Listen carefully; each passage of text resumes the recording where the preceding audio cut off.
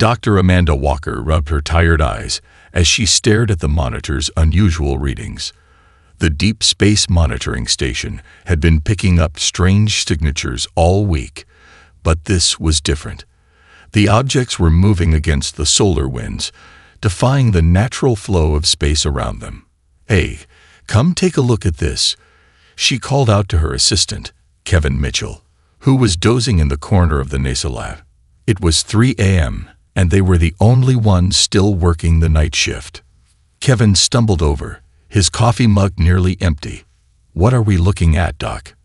"These structures," Amanda pointed to the crystal-like formations on the screen. "They're not natural. The way they move, it's deliberate. The objects have been first detected near Jupiter's orbit, but they were moving inward at an impossible speed. Their crystalline surfaces reflected light in ways that made them almost invisible to standard detection methods. If it hadn't been for the new quantum imaging system Amanda had developed, they might have missed them entirely." She reached for the red phone, the one that connected directly to Joint Space Command.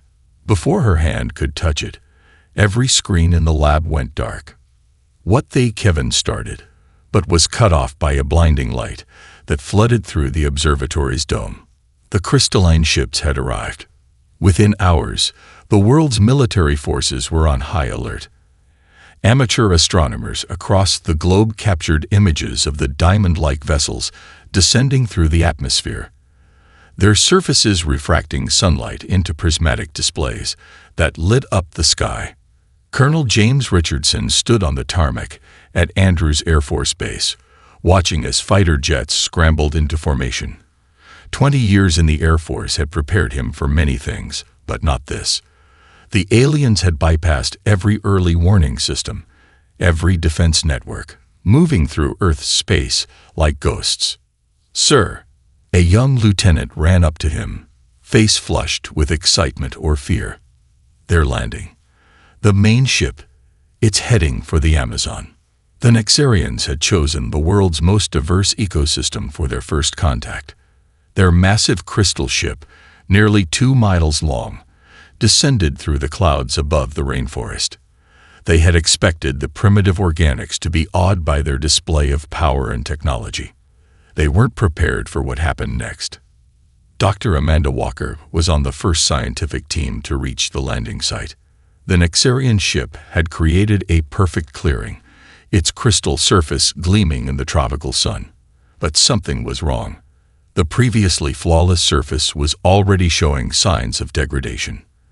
"The humidity," she muttered, taking readings with her equipment. "The bacteria in the air, they're breaking down the crystal structure." The Nexarian diplomatic party emerged from their ship, their own crystal bodies towering 12 feet high, their translator device activated, projecting their message across the clearing. "Primitive organics, your world has been chosen to join the Nexarian Empire. Resistance is." The message cut off as the lead diplomat's surface began to cloud. The perfect clarity of their crystalline form started to turn opaque. Amanda's readings went wild. Earth's natural bacteria, evolved through billions of years of competition and survival, had found a new food source. The Nexarians' crystal biology, for all its perfection, had never encountered anything like Earth's aggressive microorganisms. The aliens retreated to their ship in panic, their arrogant demands forgotten as their bodies began to deteriorate. They had come expecting to find weak, primitive life. Instead, they had landed on a planet where even the air was deadly to them. As the crystal ship lifted off, its surface now visibly corroded, Amanda turned to Colonel Richardson. "They'll be back," she said, already planning how to use what they'd learned. "But next time, we'll be ready." The colonel nodded, watching the ship disappear into the clouds. "They just made their first mistake," he said. "They showed us their weakness." Earth had fired its first shot in the coming war, and it hadn't even been intentional. The planet's natural defenses, evolved over billions of years, had done what no weapon could. They had shown the mighty Nexarian Empire that they weren't as invulnerable as they thought. The real battle was about to begin. Colonel James Richardson stood in the containment lab, watching through reinforced glass as the captured Nexarian diplomat's crystal shell continued to deteriorate. The alien had been left behind during their hasty retreat, its mobility systems compromised by Earth's aggressive microbes. Fascinating, Dr. Michael Thompson muttered, adjusting his microscope. The previously unknown microbiologist from Nebraska had been flown in after his research on extremophile bacteria caught the Pentagon's attention. Their entire biology is based on crystalline matrices, perfect, ordered, and completely unsuited for Earth's environment. The Nexarian, once towering and majestic, had lost its brilliant clarity. Its surface was now clouded and pitted, like glass left too long in acid. When it spoke through its failing translation device, the previous arrogance had been replaced by something close to fear. Your primitive atmosphere. It is impossible. The alien's voice crackled. We have conquered 300 worlds. None have dared to resist like this. Dr. Amanda Walker entered the lab, carrying new data readings. That's because none of those worlds were like Earth, she said, spreading out her charts. Our planet has been through 5 mass extinction events. Everything here has evolved to survive, to adapt, to break down, and rebuild. Michael nodded excitedly, his eyes never leaving his samples. Look at these bacteria samples. They're already evolving, becoming more efficient at breaking down the crystal structure.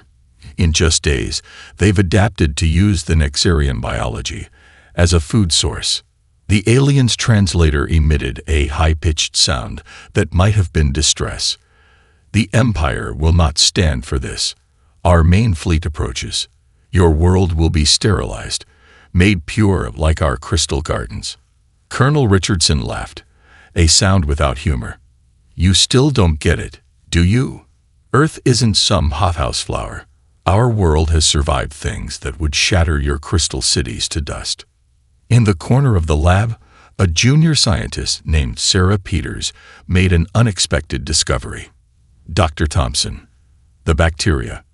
They're not just breaking down the crystal structure. They're using it to build something new. The team gathered around her microscope. The microorganisms that had been feeding on the Nexarian crystal were indeed changing, incorporating the alien material into their own structure. Earth's life forms weren't just destroying the invaders. They were learning from them. This is impossible. The Nexarian diplomat's voice had risen in pitch. Organic life is chaos, disorder. You cannot. Cannot what? Amanda challenged. Cannot evolve. Cannot adapt. Your empire has spent millennia perfecting one form of life. Earth has spent billions of years creating millions of different ones. Michael's computer beeped with new analysis results. The rate of adaptation is increasing. These bacteria are passing the new traits to each generation, and each generation is more effective than the last. Colonel Richardson turned to the failing diplomat. Your empire made a mistake coming here. You saw our technology, our cities, and thought we were primitive. But you never understood what makes Earth special. The Nexarian's translation device sputtered, its crystal core nearly consumed by the ever-evolving bacteria. What? What are you? We're survivors, Amanda said simply. Every species on this planet, from the smallest bacteria to humanity itself, is the product of billions of years of competition, adaptation, and evolution. You never had a chance. As if to emphasize her point, the diplomat's crystal form began to crack, fine lines spreading across its surface like a spider's web. The translation device gave one final burst of static before going silent. Outside the lab, reports were coming in from around the world. The corroded Nexarian ship in the Amazon had become a breeding ground for new forms of life, bacteria that could break down crystal as easily as wood. Earth's biosphere was already preparing for the coming invasion. Colonel Richardson looked at his team of scientists, seeing the same determination in their eyes that he felt. How long until their main fleet arrives? 2 weeks, Amanda replied, already planning their next move. But this time, we'll be ready. Earth has shown us the way to fight back. The battle for Earth was about to enter its next phase. And this time, humanity would be armed with their planet's greatest weapon, life itself. Dr. Emily Harrison hadn't left the solar observatory in 3 days. Her eyes were red from staring at the readings, but she couldn't look away. The sun's activity was increasing, just as she predicted, and the timing couldn't have been better. Major solar storm approaching, she announced over the emergency channel. Impact in approximately 6 hours. The Nexarian fleet had just entered the solar system, their crystal ships blocking out entire starfields as they approach. Earth's combined military forces watched the screens in horror as more ships appeared, thousands of them, each larger than the scout vessel that had fled Earth 2 weeks ago. Lieutenant Kate Anderson sat in the cockpit of her experimental fighter, the X-99 Storm Chaser.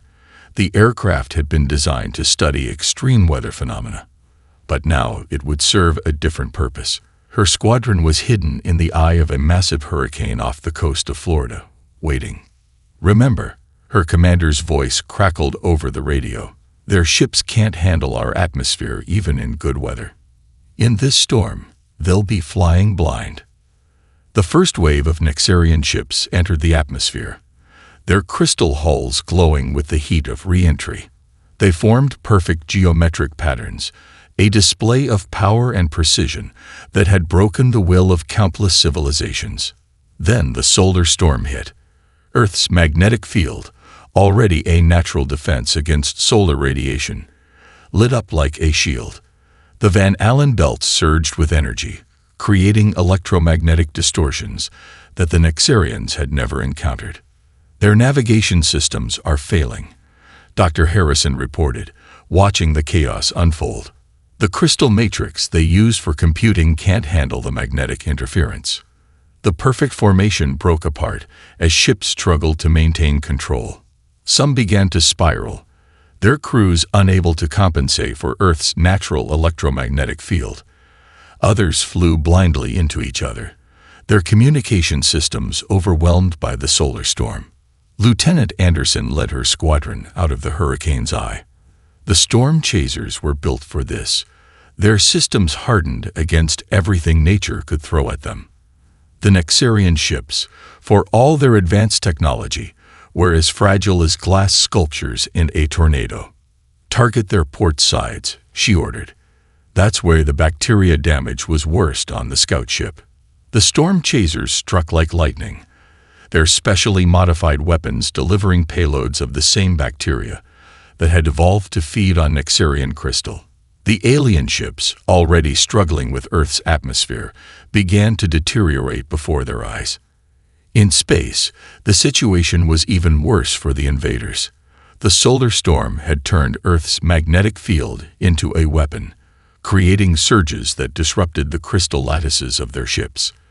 Vessels that had conquered hundreds of worlds were being torn apart by the very forces that had protected Earth for billions of years. "They're retreating," someone shouted over the command channel. But the victory celebration was premature. A massive ship, different from the others, emerged from the fleet. Its surface was darker, more resilient, adapted after their first encounter with Earth's defenses. As it descended through the atmosphere, it released a cloud of something into the air. Dr. Michael Thompson, monitoring from his lab, saw the readings and felt his blood run cold. "They're trying to change our atmosphere," he reported. "They're attempting to make Earth more like their crystal worlds." But Earth had one more surprise for the invaders. The hurricane, fed by the energy of the solar storm, began to change direction. The artificial particles the Nexarians had released became part of the storm system, creating a chemical reaction they never could have predicted. Lieutenant Anderson watched in awe as the sky turned green, then purple. "What's happening?" "Earth is fighting back." Dr. Harrison's voice was filled with wonder. "Our planet's weather systems are adapting, just like the bacteria did. The storm, it's becoming something new." The battle for Earth's atmosphere had begun, And once again, the planet itself would prove to be humanity's greatest ally in the fight for survival. Professor David Martinez hadn't slept in 36 hours, but his eyes were bright with excitement as he addressed the Global Defense Council. The holographic displays around him showed the latest results of his team's research, images of crystal structures being systematically broken down by Earth's evolved bacteria. Ladies and gentlemen, he gestured to the data streams. What you're seeing is the next stage of our defense. We've isolated the most effective strains of bacteria from the Amazon attack and enhanced them using the Nexarians' own crystal technology against them. Major Thomas Wright, fresh from leading a successful Ranger operation against a grounded Nexarian ship, leaned forward. How fast can we deploy this? That's the beautiful part, David said, his expression almost predatory. We don't need to deploy it. Earth's already doing it for us. These bacteria are spreading naturally through our atmosphere, carried by wind patterns and rain. Every raindrop is now a weapon. On the main screen, satellite imagery showed the remaining Nexarian ships trying to establish a beachhead in the Siberian tundra. They had chosen the location for its cold, dry climate, hoping to minimize their exposure to Earth's hostile biology. Dr. Amanda Walker, now coordinating global scientific efforts, pulled up new data. They're learning, adapting their shields. She pointed to energy readings around the ships. But they're always one step behind. While they take months to implement changes, Earth's bacteria evolve in days. Show them the frost study, Professor Martinez said, excitement clear in his voice. Amanda nodded, bringing up new images. They showed microscopic ice crystals forming on Nexarian technology, but these weren't ordinary ice formations. The crystals had been colonized by the new bacteria, using the ice's structure to create natural climbing frames to reach the alien materials. Even the cold can't stop them now, she explained. Earth's extremophiles have adapted to use ice as a delivery system. The colder it gets, the more efficient the attack becomes. Major Wright whistled low. Nature's own boarding party. The meeting was interrupted by an alert from the Siberian front. The Nexarians had deployed a new weapon, a field of energy that they claimed would sterilize all organic life within its radius. The aliens had expected this to finally give them a safe zone to operate. They were wrong. Professor Martinez pulled up live feeds from the area. The energy field had indeed killed most surface bacteria, but deep in the permafrost, something was stirring. Life forms that had been frozen for millions of years, preserving traits that modern bacteria had lost, were waking up. Ancient bacteria. Amanda breathed, watching the readings. Earth kept them frozen like a backup plan, and now they're combining with our enhanced strains. The diversity is increasing exponentially. The Nexarian energy field began to flicker as new, hybrid bacteria emerged from the ground. These organisms had the ancient traits that once helped life survive Earth's most extreme periods, combined with the modern adaptations that made them effective against crystal technology. They can't win this arms race, David declared, showing comparison charts. Every defense they create just forces life here to evolve faster, become stronger. Earth has been playing this game for billions of years. Major Wright studied the tactical displays, where Nexarian ships were beginning to show signs of structural failure. How long until their fleet is compromised? At current evolution rates, Amanda calculated quickly. Days, maybe hours. The bacteria are learning to cooperate, forming networks that break down crystal structures with incredible efficiency. Outside the command center, rain began to fall, but this wasn't ordinary rain. Each droplet now carried multiple strains of evolved bacteria, each one specialized for a different type of attack on the alien technology. Earth had turned its entire water cycle into a delivery system for its microscopic defenders. The Nexarians were about to learn another harsh lesson. On Earth, Even the rain was against them. Marine Force Recon Commander Lisa Peterson pressed her hand against the cave wall, feeling the vibrations of the Nexarian mining machines above. Her team had been underground for 3 days, moving through the extensive network of limestone caves beneath the Ozark Mountains. "They still can't track us down here," she whispered to her communications officer. "Their crystal tech can't handle the mineral deposits in these rocks. Been scrambling their sensors since day one." The Nexarians had learned to fear the surface, where rain and bacteria made their ships vulnerable. Now they were trying to establish underground bases, thinking the deep earth would protect them. They didn't understand that they had just entered another battlefield, one where Earth's defenders had been preparing for centuries. Dr. Robert Wilson's voice crackled through their secure comms. "Commander, we're picking up some interesting readings from your location. The cave system. It's responding to their mining." "Responding? How?" Lisa asked, but she could already feel it. The limestone around them was warm to the touch, far warmer than it should be. "The rocks are living things too," Robert explained, "full of microscopic life that's evolved to break down minerals. And now they're getting a taste of something new." Above them, the Nexarian mining machine's crystal drill suddenly stopped. Through the rock, they could hear the high-pitched sound of crystal under stress. The cave-dwelling bacteria, specialists in breaking down mineral structures, had found the alien technology irresistible. Lisa's team wasn't the only one taking the fight underground.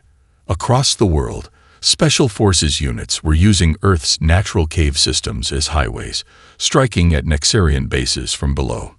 The aliens, used to the sterile vacuum of space, found themselves lost in a maze of living stone. "Movement ahead," her scout reported. "But it's not Nexarian." The thermal imaging showed a large heat signature moving through a parallel tunnel. As they watched, a cave bear, one of the few remaining in North America, emerged into their passage. The massive animal seemed more agitated than usual. "They're feeling it too," Dr. Wilson said over the comms. "All the underground species are. The Nexarians' mining is disrupting ancient patterns, and Earth's creatures are responding."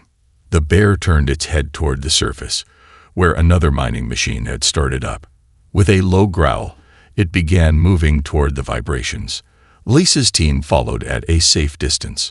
What they witnessed next would become legend in the war against the Nexarians.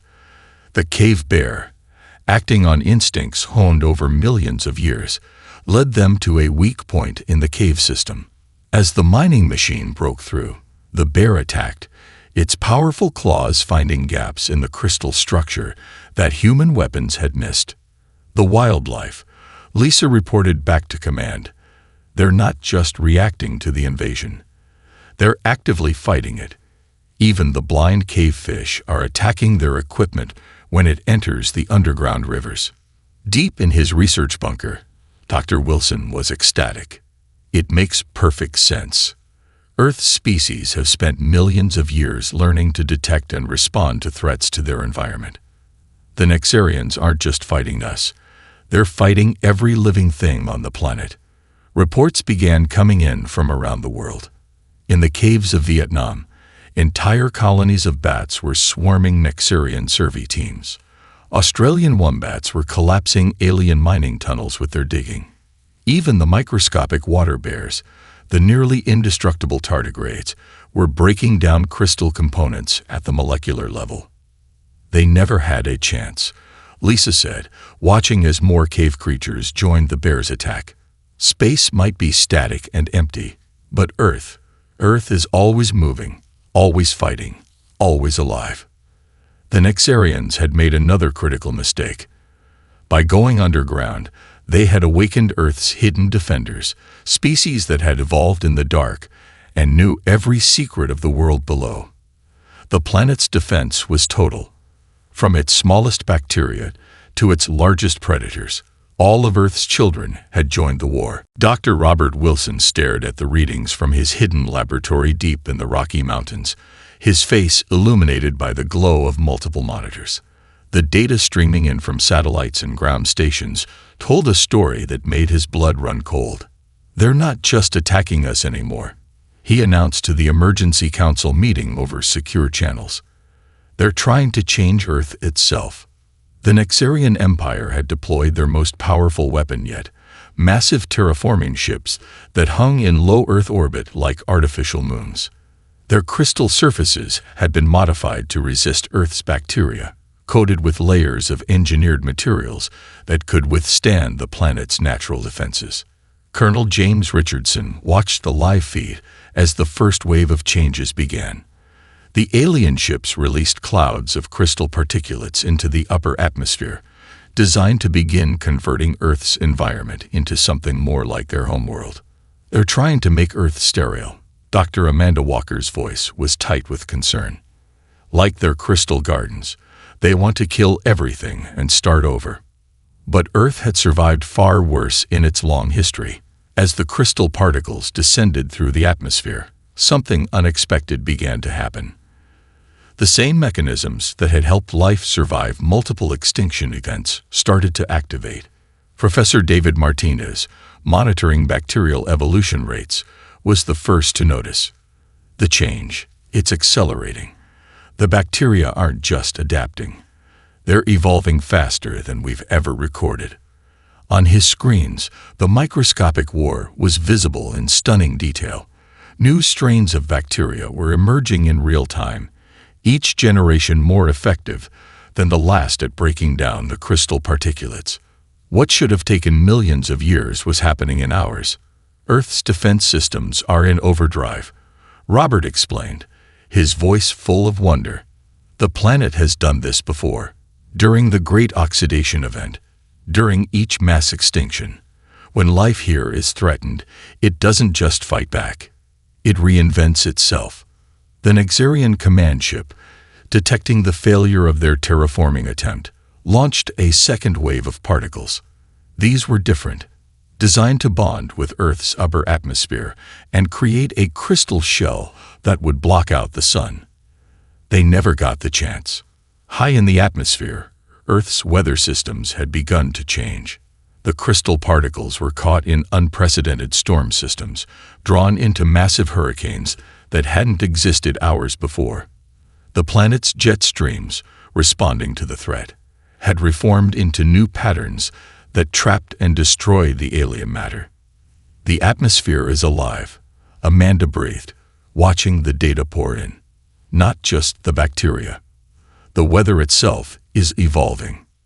In their desperation, the Nexarians had made their greatest mistake. By attempting to change Earth's environment, they had triggered the planet's most powerful defense mechanism, its ability to adapt and transform.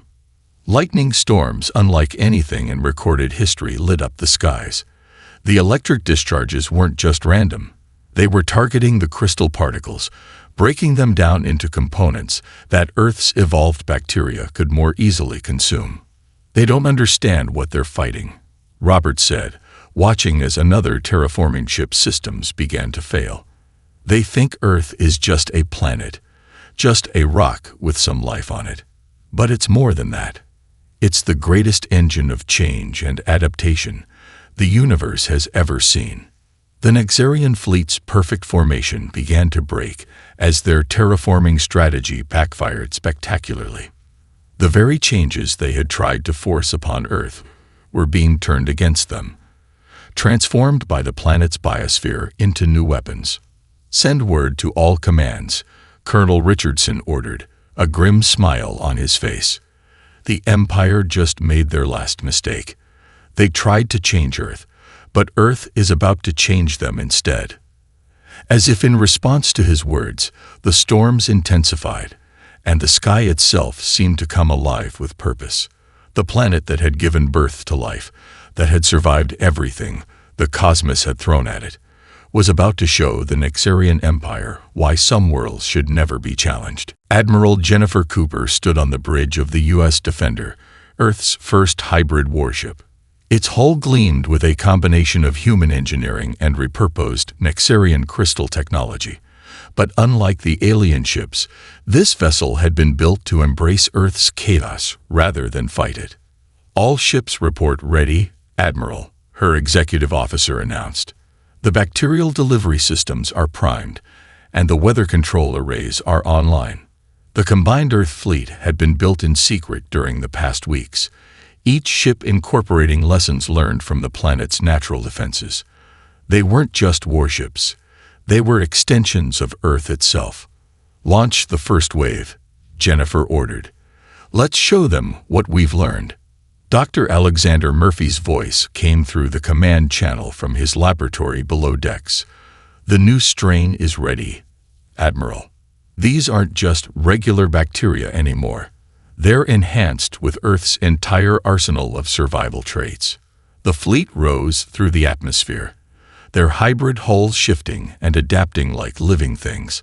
Unlike the rigid crystal ships of the Nexarians, these vessels could bend and flex, using the very forces that had once hindered the aliens. Lieutenant Kate Anderson led the first squadron of modified storm chasers, now equipped with atmospheric processors that could turn any weather pattern into a weapon. "Storm front forming on command," she reported. "The bacteria are riding the winds exactly as predicted." The Nexarian fleet, still reeling from their failed terraforming attempt, found themselves facing an enemy that had learned all their weaknesses. The Earth ships moved like schools of fish through the atmosphere, their formations fluid and unpredictable. "They're trying to adapt their shields," Dr. Murphy reported, watching the data streams. "But they're still thinking like crystal beings, all structure and no flow." Admiral Cooper smiled as the first engagement began. Earth's ships released clouds of the new bacteria, each strain specifically engineered to target different parts of the Nexarian vessels. But these weren't just weapons. They were seeds of change. "Look at the crystal cities," her science officer called out. "The bacteria. They're not just breaking them down. They're rebuilding them." On the massive screens, they watched as their microscopic allies began their work. The bacteria weren't simply destroying the Nexarian structures. They were transforming them, converting the rigid crystal into new forms that could exist in harmony with Earth's ecosystem. Dr. Amanda Walker's voice joined the command channel from the ground control station. "It's working better than we hoped. The bacteria are teaching the crystal how to adapt, just as Earth taught us." The Nexarian ships began to fall back, their perfect formations breaking apart as their very structure began to change. Some of their crystal components were actually beginning to evolve, influenced by the Earth-born bacteria that had learned to rebuild rather than simply destroy. "They're running," Lieutenant Anderson reported, her squadron pursuing a retreating crystal battleship. "But they're leaving something behind." The remains of the Nexarian fleet's crystal cities didn't shatter or crumble as expected. Instead, they were transforming, the bacteria creating new structures that combined the best of both worlds, the strength of crystal and the adaptability of life. Admiral Cooper watched as more enemy ships fled Earth's orbit. "Send the message we prepared," she ordered. "Let the Empire know what happened here." The message was simple. Earth was not a prize to be taken or a world to be changed. It was a teacher, showing the galaxy that true strength came not from perfect order, but from the ability to adapt and grow.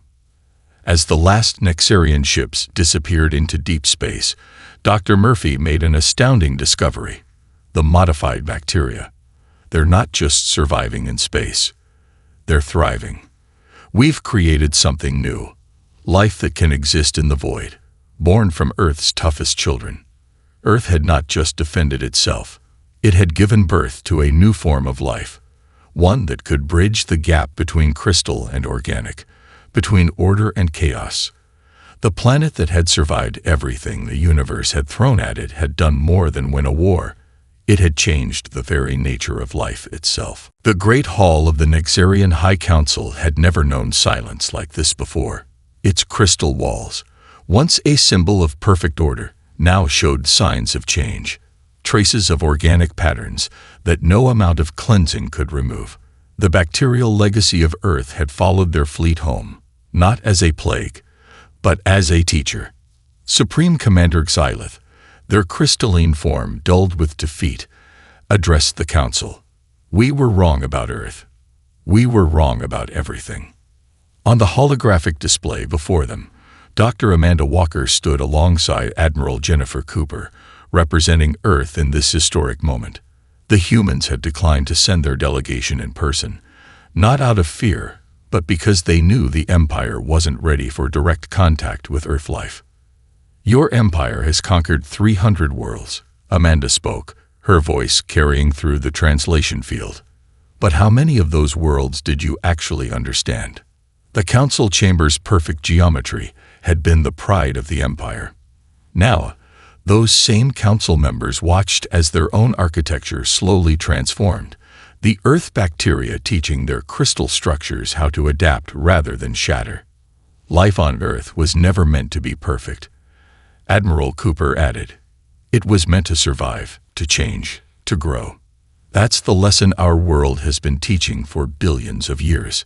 Professor David Martinez, joining the transmission from his laboratory, shared the latest data. The hybrid life forms they had created, part crystal, part organic, were spreading through the galaxy, not as weapons, but as bridges between different forms of existence. Your Empire sought perfection through control, he explained. Earth achieved it through adaptation. The very forces you fought against, evolution, change, chaos, are the sources of true strength. The council members watched in wonder as their own world began to change. The bacteria from Earth, now evolved to live in harmony with crystal structures, were teaching their entire civilization a new way of existing. Dr. Robert Wilson's research had proven what they now understood. Life wasn't a battle between order and chaos, but a dance between them. The crystal cities of the Empire were learning to flex instead of break, to grow instead of simply exist. We don't come to demand or surrender, Admiral Cooper declared. We come to offer something more valuable. Understanding. Lieutenant Kate Anderson, her Storm Chaser squadron now patrolling Earth's outer defense perimeter, sent back reports of more alien ships approaching. But these weren't coming for war. They were coming to learn. Earth will be recognized as a protected world, Supreme Commander Xylith announced, their voice carrying the weight of law. Not because of its weapons or its defenses, but because it is a teacher of truths we had forgotten. The terms of peace were unlike any the Empire had ever offered. Earth would share its knowledge of adaptation and evolution, while the Empire would share its understanding of crystal technology. Together, they would create something new, a future where different forms of life could coexist and learn from each other. Colonel James Richardson, standing at the New Earth Defense Headquarters, watched as the first exchange teams prepared to leave. We didn't just win a war, he said to Dr. Amanda Walker. We changed the very definition of life in the galaxy. As the Earth delegation concluded their transmission, the High Council of the Nexarian Empire made an unprecedented decision. They added a new title to Earth's official designation, the Crucible of Change. The final reports from Dr. Alexander Murphy's team confirmed what they had all suspected. The bacteria that had defended Earth had given birth to a new form of life, one that could exist in any environment, adapting and growing just as their planet had taught them. Earth had done more than defeat an empire. It had shown the galaxy that true strength lies not in refusing to change, but in learning how to change well. The planet that had been dismissed as too chaotic, too wild, had become the greatest teacher in known space. The war was over, but Earth's greatest role was just beginning.